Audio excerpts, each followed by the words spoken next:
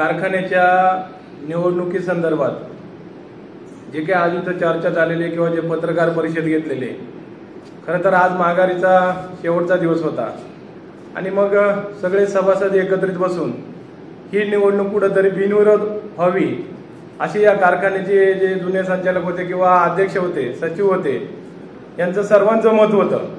परंतु ह्या सगळ्या गोष्टीला या ठिकाणी आपण पाहिलं तर ते सगळं असफल झालेलं आहे। याची कारण म्हणजे समाजामध्ये जे उद्रेक करतात, समाजामध्ये जे चुकीच्या पद्धतीने वागतात, त्यांचंच नाव या ठिकाणी पुढे यायला लागलेलं आहे।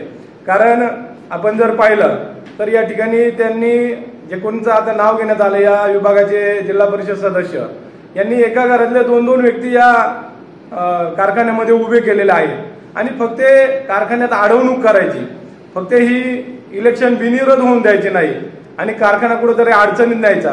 या ठिकाणी या कारखान्याच्या निवडणुकीसाठी 5 लाख रुपये खर्च येणार होता। आजही कारखान्याकडे 1 रुपया नाही। मग अशा परिस्थितीमध्ये कारखान्याचं इलेक्शन करायचं कसं?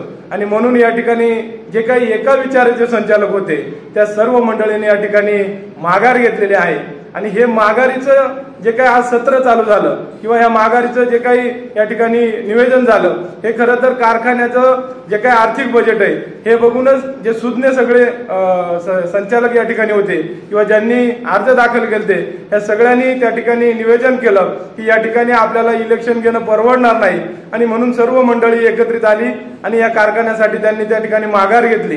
परंतु ज्यांनी माघार घेतली नाही, ज्यांनी या कारखान्याचं वाटोळच करायचं असं ठरवून या ठिकाणी आपली माणसं त्या ठिकाणी पाठवली नाही, ते या विभागाचे जिल्हा परिषद सदस्य देवराम लांडे।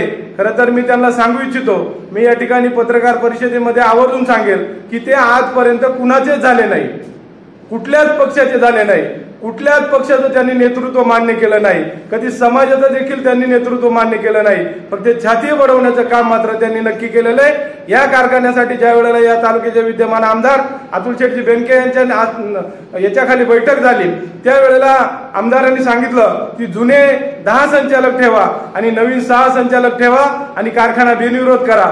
ज्या वेळेला अशा प्रकारचा आदेश संबंधित त्यांच्या पक्षामध्ये काम करणाऱ्या माणसांना दिलं जातंय, तर त्यावेळेला त्यांनी एकत्रित येणे हा त्या आमदारां साहेबांचा त्या ठिकाणी शब्द पाळल्यासारखं वाटत होतं। परंतु मी माझ्या आयुष्यात या माणसाला जवळून ओळखलेलं आहे, यांनी कधीच स्वतःचा शब्द पाळला नाही आणि कधीच त्या ठिकाणी कुठल्या नेते मंडळीचा देखील शब्द पाळला नाही। परंतु मला विशेष वाटते, ठेवा आणि कारखाना बिनविरोध करा। ज्या वेळेला अशा प्रकारचा आदेश संबंधित त्यांच्या पक्षामध्ये काम करणाऱ्या माणसांना दिलं जातंय, तर त्यावेळेला त्यांनी एकत्रित येणे हा त्या आमदारां साहेबांचा त्या ठिकाणी शब्द पाळल्यासारखं वाटत होतं। परंतु मी माझ्या आयुष्यात या माणसाला जवळून ओळखलेलं आहे, यांनी कधीच स्वतःचा शब्द पाळला नाही आणि कधीच त्या ठिकाणी कुठल्या नेते मंडळीचा देखील शब्द पाळला नाही। परंतु मला विशेष वाटते की ज्या माणसाकडे असे गुण आहेत तरी सुद्धा काही मंडळी त्यांना फक्त आमच्याकडे असं म्हणण्याची जर हे ठेवत असेल तर ते अतिशय चुकीचे।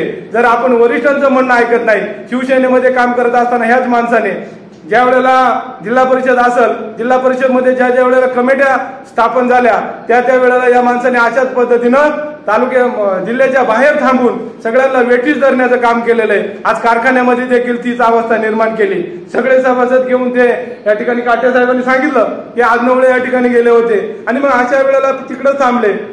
कधी तिकडे रेंजचा प्रॉब्लेम येतो आणि कधी सगळ्यांचा संपर्क होणार नाही अशी परिस्थिती निर्माण केली आणि सगळ्यांना कारखान्यामध्ये वेठीस धरण्याचं काम केलं। परंतु या निमित्ताने मी सांगतो, ही जी काही सर्व संचालक मंडळी आहेत किंवा ही जी काही तज्ञ मंडळी या ठिकाणी बसलेले आहेत, त्यांनी निर्णय घेतला की कारखान्याला 5 लाख रुपये इलेक्शन परवडण्यासारखं नाही आणि म्हणून सगळेजण एकत्रित आले। जर आज हे एकत्रित आले असते तर कारखान्याचं चांगलं काम पुढे मार्गी लागलं असतं। आज 6 महिने जर कारखान्यावरती प्रशासन लागलं तर खऱ्या अर्थाने कारखाना परत त्या ठिकाणी अडचणी जाऊ शकतो। आजही कारखान्याला जे काही कर्जाच्या नोटीस आहेत त्या सगळ्या नोटिसांचा विचार करता कारखाना आजही फार मोठ्या अडचणीत आहे।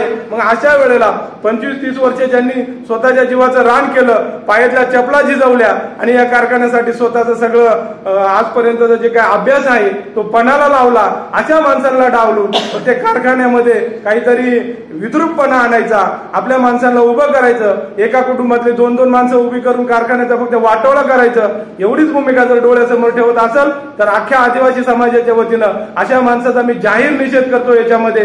आणि अशी प्रकृतीला कुठेतरी आळा बसला पाहिजे।